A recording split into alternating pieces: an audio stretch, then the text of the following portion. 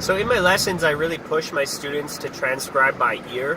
Whether they're playing rock and roll, jazz, whatever, I think it's a very important skill to have because music is we hear music, so you can strengthen your ear by transcribing by ear.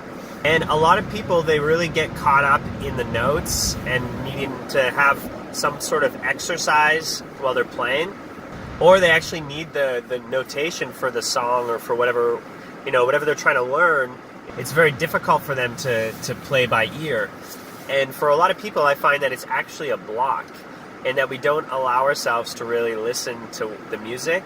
The thing that I think people get caught up in is actually the notes. So especially, when I first started learning jazz drum solos, I would just start and stop note for note, and it was very tedious and slow. But later on, I started trying to hear the whole phrase. So I'd listen to the entire solo, and I'd listen to the melodic ideas. And a lot of times I was able to write out a huge portion of it with only listening to it a few times. Now, playing it by ear is differently, so without writing it out, that's a whole other thing, and that often involves repeating single phrases, a dozen times or however many times you need to before you can play it.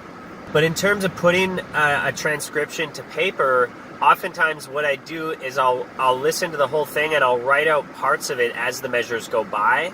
So I end up with some kind of framework with like little splatters of notes here and there. First thing I'll do is I'll write out the measures as I listen to it, so I'll physically draw the lines on the paper as they go by. The second thing I do is I just try to hear what's going on the first note of the measure, or do I hear some kind of really simple phrase somewhere that's easy to count, and I'll write that down in real time.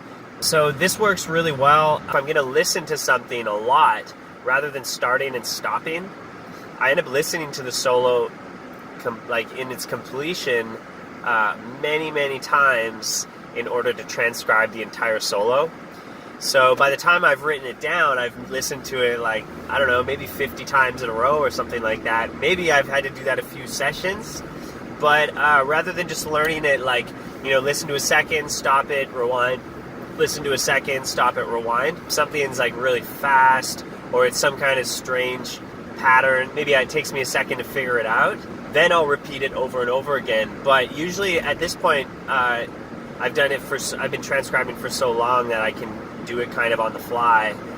So what I'm going to put up, hopefully by the end of this week, is me transcribing something in real time. So I'll put the recording on and I'll show you how I do this process and I'll talk you through it.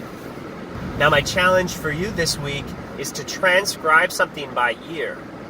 Whether it's one beat, one measure, 4 measures, or half a song, a whole song, whatever it is. My challenge for you is to transcribe something. So write it down by ear and then put a link to it in the comment below, just if it's like a JPEG or even if you do a video of it or something. I challenge you to do a transcription this week. If this is your first transcription, then I wish you the best. You're going to be able to do it, trust me. Just write down whatever you hear. If you don't quite understand the rhythms, it doesn't matter. Just put it on paper and then try playing it. Learn it from the paper. So what you're doing is you're learning to take what you hear and to make it into a visualization of it. And even if the notes aren't exactly correct, it doesn't matter, because the point is that you want to be able to play it back. And so by notating it, you have a visual aid. So even if the notes aren't completely accurate, as long as it helps you to remember what was played on the recording so that you can practice something over and over again, then that transcription is a success. Thanks for watching. Please post a comment below and don't forget to like and subscribe. See you next time.